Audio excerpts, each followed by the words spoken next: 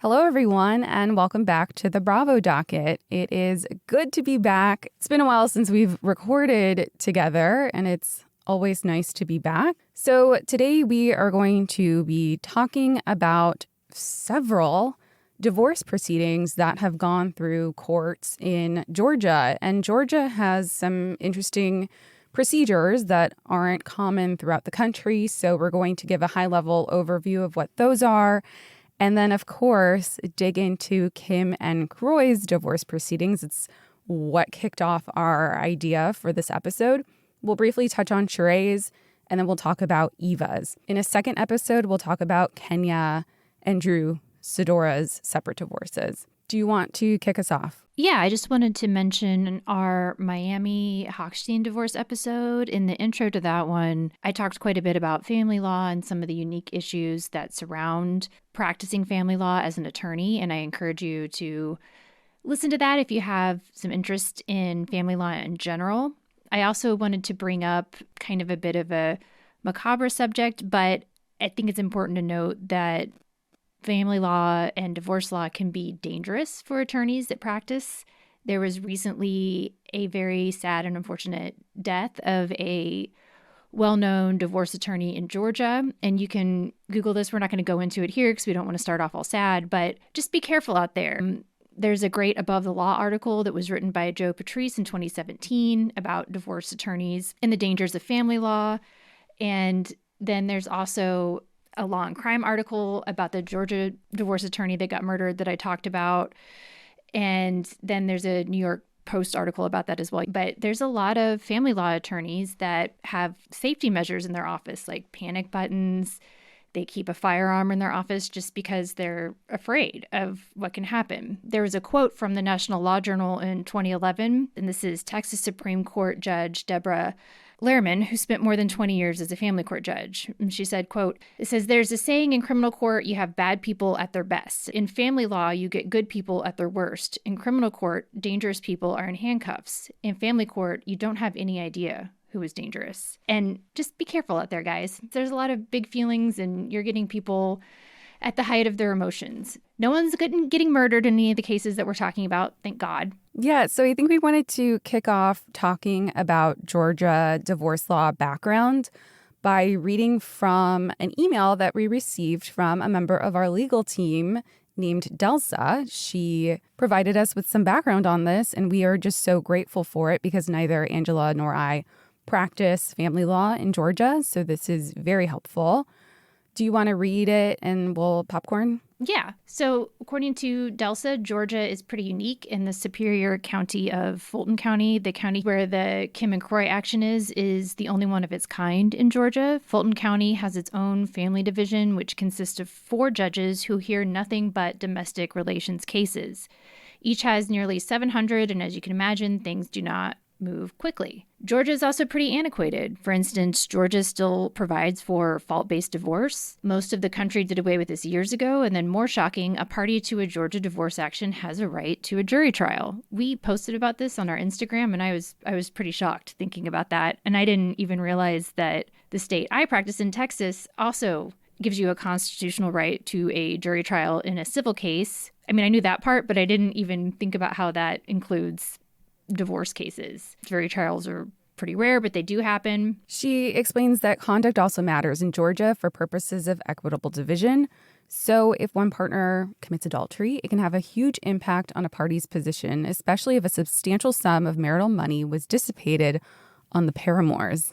I like how that's worded. Yeah. In Georgia, a contested divorce is one in which the spouses cannot agree on one or more issues such as child custody, child support, alimony, or property division. In a contested divorce, the court will make decisions on these issues after hearing evidence from both sides. In order to file for a contested divorce in Georgia, one of the spouses must have been a resident of the state for at least 6 months. And I'm glad this is clarified because each of the petitions that we read through in preparation for this episode actually say, I've been living in Georgia for 6 months, and that's why you have jurisdiction over us. So makes sense. The spouse filing for divorce must also state the grounds for divorce, which can include adultery, cruelty, desertion, or irreconcilable differences. And then I was interested in this because I'm a trial attorney. I actually have a jury trial in a week and a half, but it's not a divorce jury trial. So it just kind of blows my mind to think of a divorce by jury trial. But over the past 10 years, Georgia state courts have made a number of significant rulings in divorce jury trials. In 2012, the Georgia Supreme Court ruled that a jury can award alimony in a divorce case, even if the spouse requesting alimony is at fault for the breakdown of the marriage.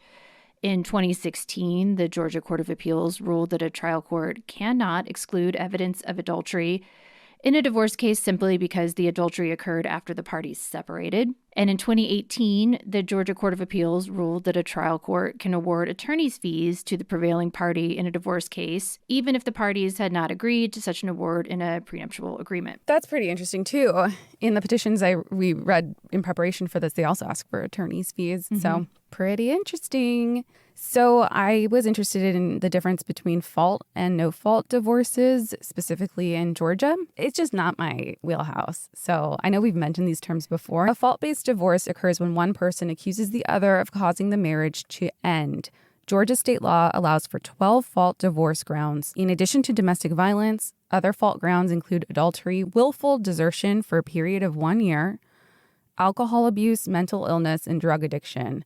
In order to file for a fault-based divorce, you have to submit evidence that supports the allegations that have led to the end of the marriage. Fault-based divorces provide the courts with evidence that should be considered when securing the well-being of either spouse and any children. No-fault divorces, on the other hand, occurs when a spouse believes that the marriage is over for no specified reasons.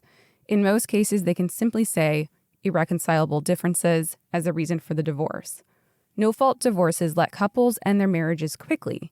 It results in fewer conflicts and reduces the legal fees otherwise required in a fault-based divorce, which is logical. That makes sense. It can also give spouses the privacy they need to avoid making private matters public because you aren't publicly filing evidence that has any negative factors in it. Let's talk about Kim and Kroy. Were you surprised by this? That they got divorced? Yeah. I mean, they seem like a pretty good couple. I really am mostly familiar with Kim and Kroy from The Real Housewives of Atlanta. I was never a fan enough of Kim to watch her show on its own, so I didn't really watch that. But I remember when they first met and they showed that on The Real Housewives of Atlanta, and I thought they were a cute couple, and they seemed to really like each other and be well suited for each other. Yeah, I can agree with that. I think it takes a special person to be in Kim's world because she is a unique character and he seemed to just fit into it very well. However, the streets were talking about her supposed gambling addiction and the issues with the foreclosure of the home. So I think following that, like those rumors, it wasn't that surprising. She just seems like somebody that you would see in a casino. Yeah. I mean, with a red Solo cup. She seems like someone you would see in a casino. And I mean any casino, anywhere, like a riverboat casino. I could see her in a casino in the Ozarks. I think she would fit in very well there. Yep. So that makes sense to me. All right. Who is Kroy? I looked this up. I don't pay a lot of attention to football unless it's the Kansas City Chiefs, but Kroy had a successful NFL career for 8 years. He played for the Atlanta Falcons. In May 2010, Kim participated in a Dancing Stars of Atlanta charity event at which Kroy met Kim Zolciak. Their meeting was shown on season 3 of The Real Housewives of Atlanta. They have Kroy Jagger, who was born in 2011, and then they have a son, Cash Cade, that was born in 2012. In 2013, their twins, Kaya Rose and Kane Wren, were born. In March 2013, Kroy filed to legally adopt Zolciak's daughters, Brielle and Ariana, from her previous relationships. And then when that adoption became final, those girls changed their last names to Biermann. I mean, honestly, Kroy seems like a really nice guy, at least how he appeared on TV and in the things I've seen him in, but I've never met him. I don't know anything about him. So tell us about Kim. Before I tell you about Kim, it is interesting that when she had kids with Kroy, she did the whole K first name thing, but then her daughters from the before Kroy were Brielle and Ariana. Oh, I actually know about that. So Kroy's family has the K thing. So his brothers and sisters all start with K. And his mom apparently found the name. She wanted a K name. And she would look through the phone book back a long time ago when we had those and found the name Kroy.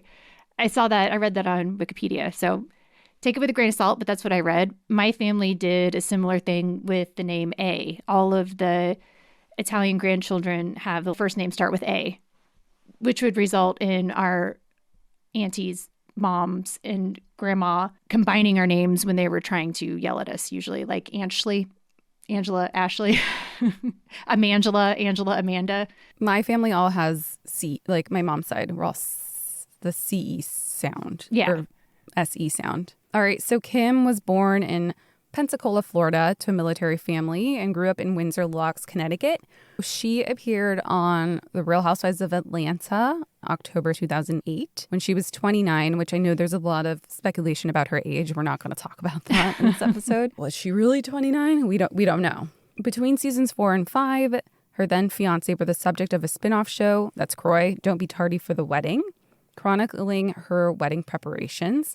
She left The Real Housewives in the middle of the 5th season, and Don't Be Tardy for the Wedding was later renamed to Don't Be Tardy. For those who don't know what Don't Be Tardy is, we have a whole episode on Don't Be Tardy. I think it was our 2nd episode ever of the podcast, where we talked about the lawsuit that she got involved in with Candy Burruss. Very interesting lawsuit, so go back and listen to that if you have any interest in Don't Be Tardy. And Don't Be Tardy was canceled in 2020, and she returned to Real Housewives in its 10th season, kind of like a friend of. In February 2023, there were rumors that the couple's mansion was in foreclosure.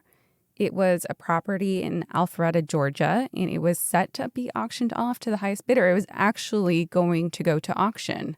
Kim gave an interview and she said, "Okay, you guys, my house had not sold for $257,000. She said, "If you guys think I would let my home that we've put millions and millions of dollars into go for that much money, you're an idiot, okay? For real."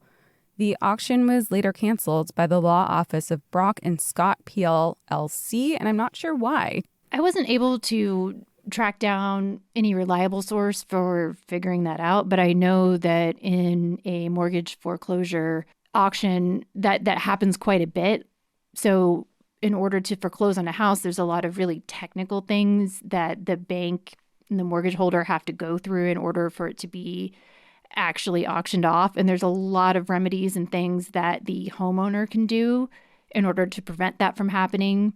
So I'm assuming something like that happened. That's not uncommon for it to be set for auction, but then something intervening in the meantime prevents that from actually happening. All right, so they both filed petitions for divorce, and it was actually on the same day, on May 8th, 2023.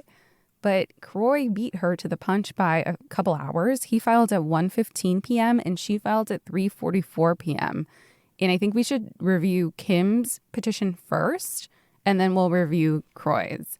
And it's already been pretty messy. So she said that she desires a total divorce from Kroy on the grounds that the marriage is irretrievably broken with no hope of reconciliation. So what this means, according to the court, is that you no longer wish to be married. There is no hope you and the respondent can save the marriage. This is language for grounds in most cases, and it's a basis for granting a divorce that does not require you to prove fault. So it's a no-fault divorce, like we talked about earlier. The parties, this is again from her petition, the parties separated on or about April 30th, 2023, and since that date have continuously lived in a bona fide state of separation. The minor children currently reside with both parties at the marital residence and have resided with the parties since birth. Now we're going to get into the custody stuff, and Kim says she shows she is a loving, fit, and proper parent to have joint legal and primary physical custody of the parties' minor children. She claims that Kroy should have liberal visitation with the parties' children. Do you want to talk about what physical versus legal custody is?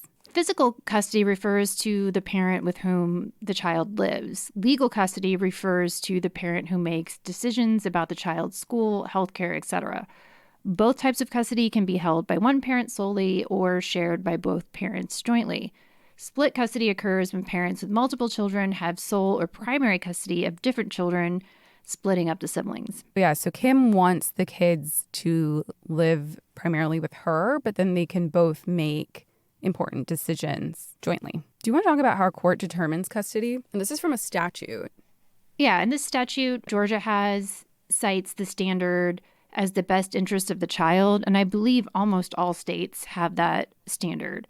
And it goes out of its way to say that, first of all, only a judge can decide issues of child custody, not a jury. Thank God. Can you imagine what that would put children through if parents couldn't agree? That would be awful.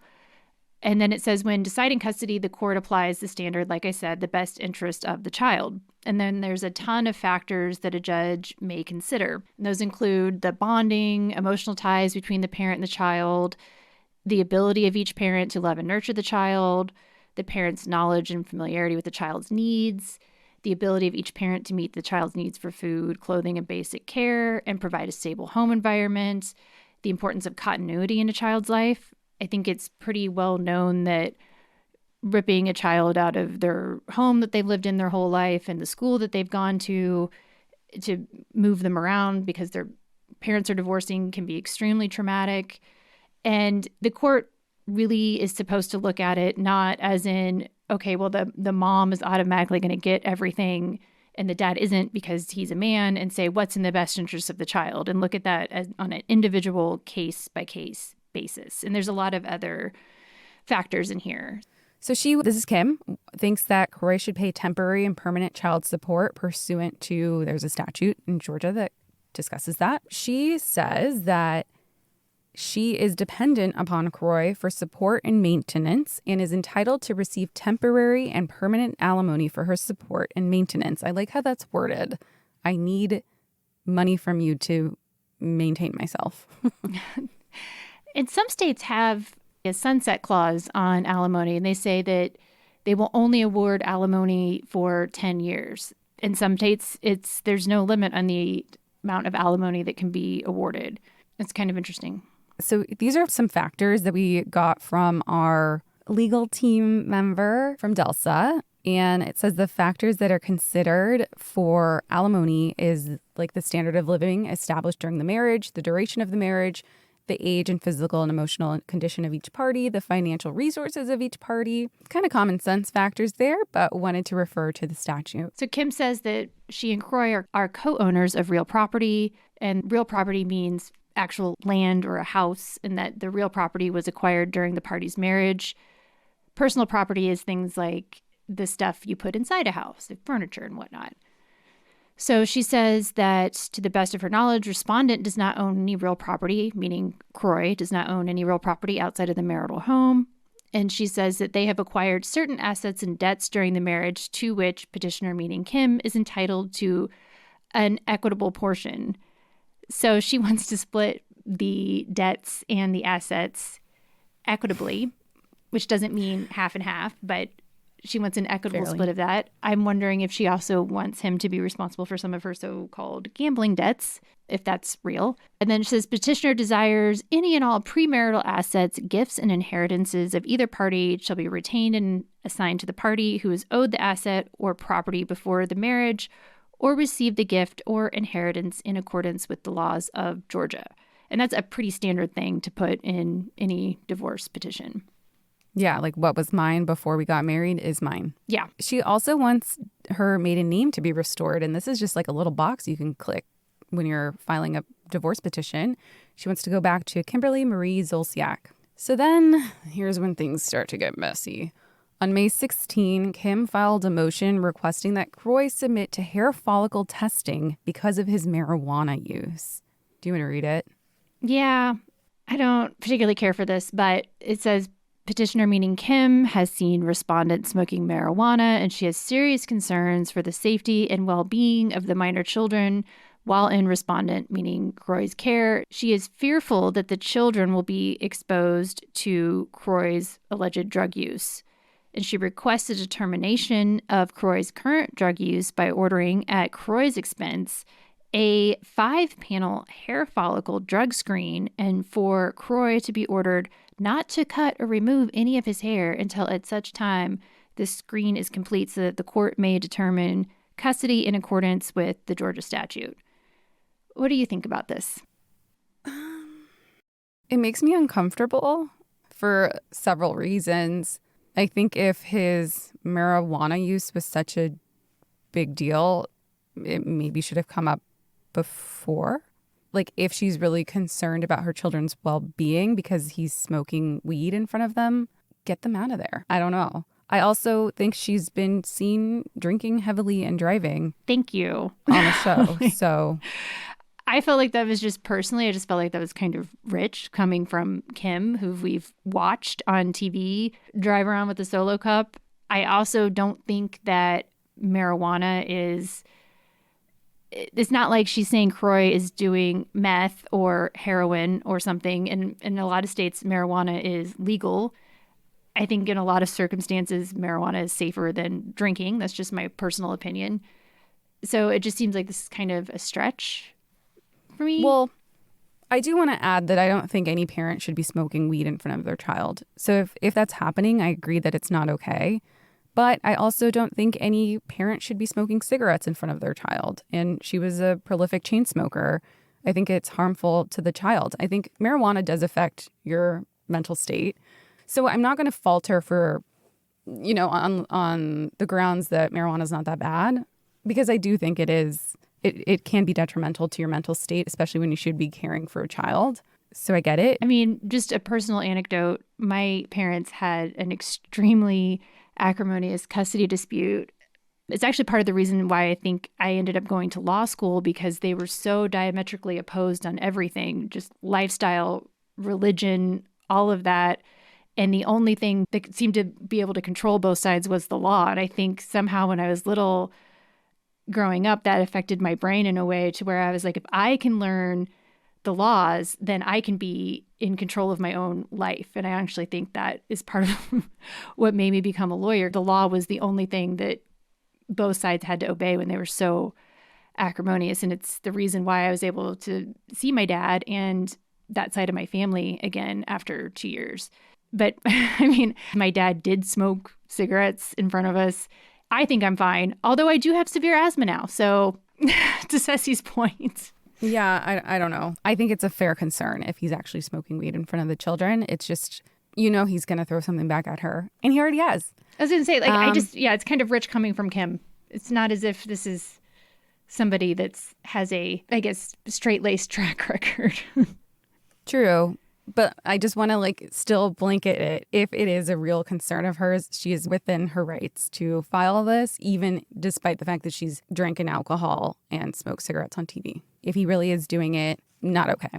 And should she be able to file something to that effect? And she did. So then she, on May 25th, 2023, filed a notice in her case showing that she completed a 4-hour basic navigating family change seminar online.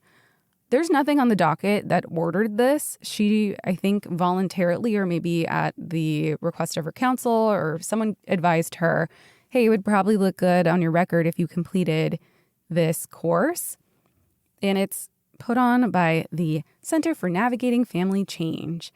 And I went on their website because I was like, what is this? Why is she filing this? And it's a 4-hour seminar for parents who are going through a divorce or separation. Most of the time, a judge has ordered them to take this seminar, or their attorney or someone else has recommended they take it voluntarily. Anyone can attend it, but those that have a court order are prioritized in taking it. So you learn things like the developmental needs of children with emphasis on fostering the child's emotional health during periods of stress. It's informative, supportive, this is their words, not mine, and directs people desiring additional information or help to appropriate resources. It's things like effects on the family, the grief process, how to navigate co-parenting. So it's sort of a course just to help people that are going through a divorce. And she filed it to let the court know, hey, I've taken this. Do you want to talk about Kroy's petition? Yes. So like Ceci said, Kroy beat Kim to the punch by a couple hours. And he also filed on the grounds that the marriage is irretrievably broken. Kroy is seeking sole physical and legal custody of the children, whereas Kim is seeking sole physical but joint legal custody.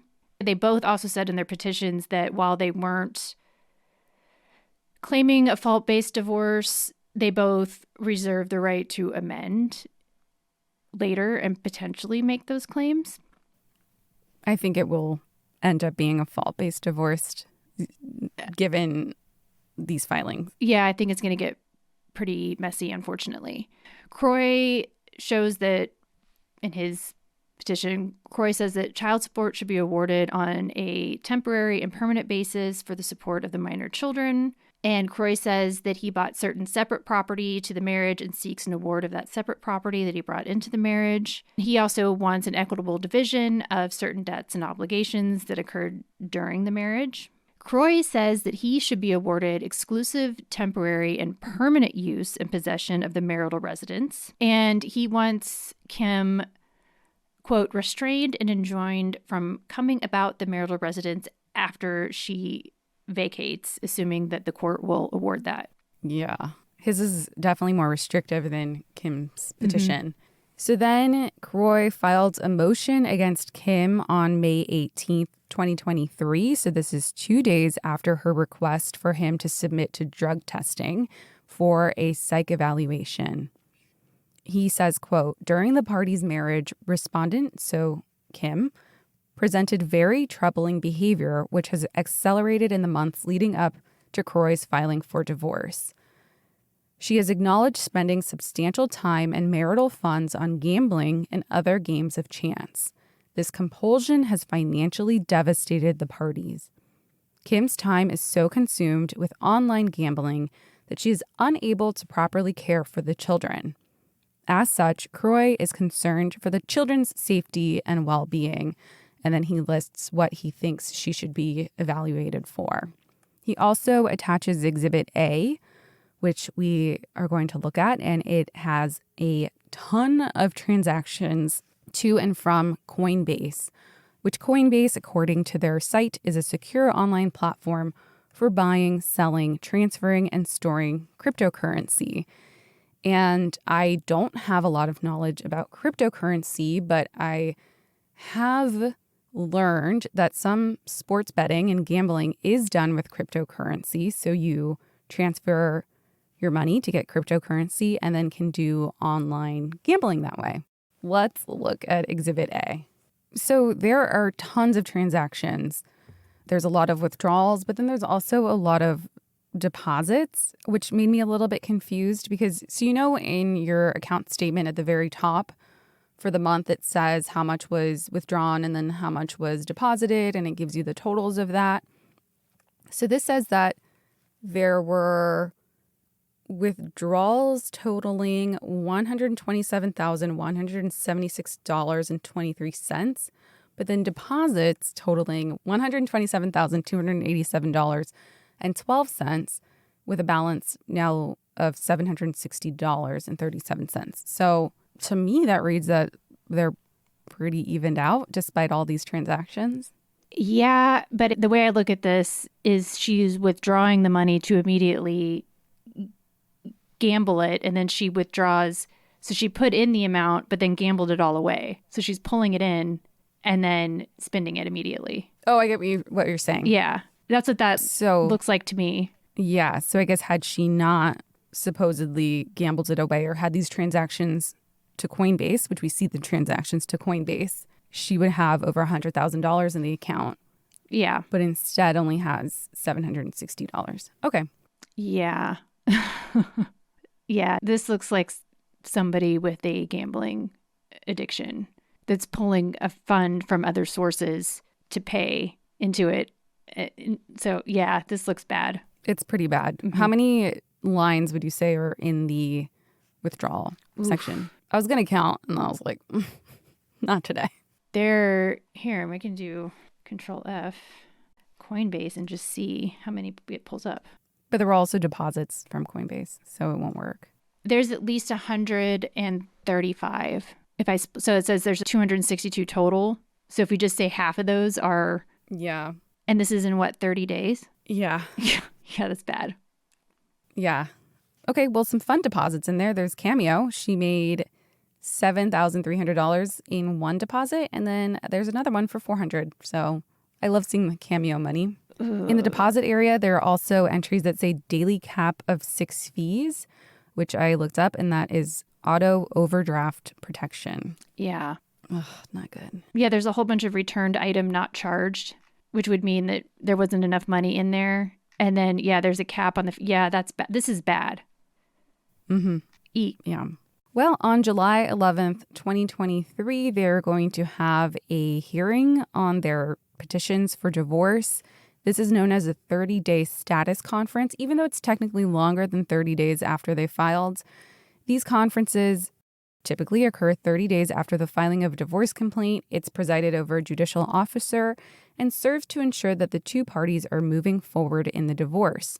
At this time, this is when they have to exchange their completed mandatory discovery questionnaires. And I found that questionnaire, so this is what they have to fill in before this hearing. It's things like their federal and state income tax returns, IRS forms, pay stubs, statements identifying the amount and source of all income received, evidence of self-employment, rental income. So just a financial rundown of what they are bringing into the divorce or what is going to be contested at the divorce. They better fill this out very carefully because we know there have been many issues with filling out financial documents in the past. Teresa, yeah.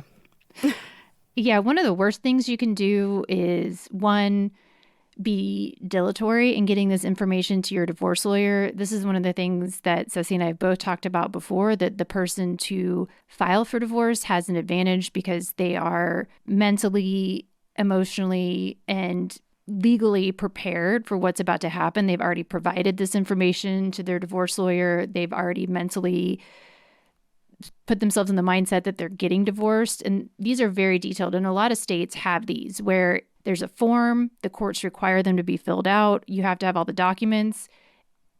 If you are the one playing catch up, so you have divorce papers served on you and it's unexpected, this is one of the things that you're going to have to do. So not only are you dealing with a divorce, you're dealing with the tedious process of gathering all of these detailed financial documents. It's not fun. It's like feeling at a tax return times 10 and doing that while you're going through the breakup of your marriage. Not getting this information to your divorce attorney can have really detrimental effects on your case and can sometimes prevent you from getting what you should.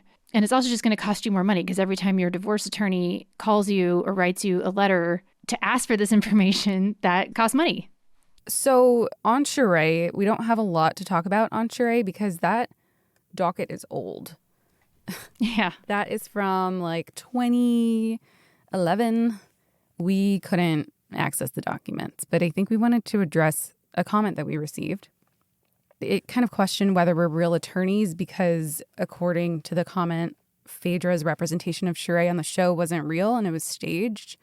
And they questioned our legitimacy as attorneys. We can confidently both say that we're licensed attorneys and you can find us at our respective state bars. And I just know that no judge would stage a fake hearing for TV. Like we mentioned at the beginning of this episode, there are only 4 judges that handle domestic-related hearings. One of them was the one that presided over Sheree's hearing against Bob Whitfield, and they are very busy. There's no way they just did this for fun and had a fake hearing for the purpose of a TV show. So I can confidently say that Phaedra represented her at that hearing. I remember those episodes of The Real Housewives of Atlanta, and Bob was horrible to deal with. And I also remember Phaedra wanting Sheree to take certain actions and do certain things, and Sheree didn't want to do it, and she didn't listen to the advice of Phaedra. And I'm not going to comment on Phaedra's capabilities as an attorney, but I will say if you've practiced long enough, you have given a client advice which they have refused to take, and it is sometimes frustrating. Yeah, we don't typically address comments, but I think if it's one that is calling us stupid for believing something, it kind of cuts to the core. So anyway, moving on, Eva Marcille filed for divorce from Michael Todd. Their wedding was aired on The Real Housewives of Atlanta. She filed for divorce March 23rd, 2023. She gave a statement and she said, "This has been one of the hardest decisions I've ever had to make, but sometimes life takes your journey in a direction you were not expecting. Our children remain our biggest priority, and the 8.5 years we have spent together will always be cherished. We ask that you respect our privacy at this time." I was surprised by this one. I actually thought I don't know them or anything, but they seem to have one of the healthier relationships that we saw for the brief period of time that she was on The Real Housewives of Atlanta. I don't think they showed a lot. They didn't show a lot, but they didn't show anything that looked negative, really. I mean, obviously, we don't know. But this one, I wasn't really expecting. I was expecting Drew and Ralph, but I was not expecting this one necessarily. I actually hope she comes back to The Real Housewives of Atlanta. I really think she's interesting, and I liked her on the show. She was good on Girls Trip. Yeah, she's great on Girls Trip. So this is from Eva's petition. It says respondent and petitioner were married on or about October 7th, 2018, and are currently living in a bona fide state of separation. There are 3 minor children at issue, and she notes that one of them, though, is from a prior relationship, is still being treated as a child of the marriage. She says that she has shown the court that she is a fit and proper person to have legal and primary custody of the children, with final decision-making authority as to all issues, and requests that same be granted to her on a temporary and permanent basis. So she wants full custody of the children. She requests child support and says the reason is the same as the other, as Kim and Kroy's. It's that the marriage is irretrievably broken and there are no prospects for reconciliation. She wants an equitable division of assets and debts. Then Michael filed an answer. Do you want to talk about that? Yeah, it just says the children live with both of them, and it's just an answer, so it's unclear if he's contesting her request for legal and primary custody, and we just don't know much about that yet. The answer was just filed in May of 2023. Like we said before, we'll be covering the other Atlanta divorces in a secondary episode. So that's Kenya Moore's from Mark Daly and then Drew Sidora's. Yeah, so let us know your questions about these things. You can find us on Instagram. We have our Bravo Docket email, bravodocket@gmail.com. On our Instagram and our bio, you have links to all of our other stuff. We have our website, our Amazon pages, and our Patreon. We do try to prioritize our patrons' questions. So join our Patreon, ask questions there. Thanks, legal team. Yeah, thanks, everyone. Bye.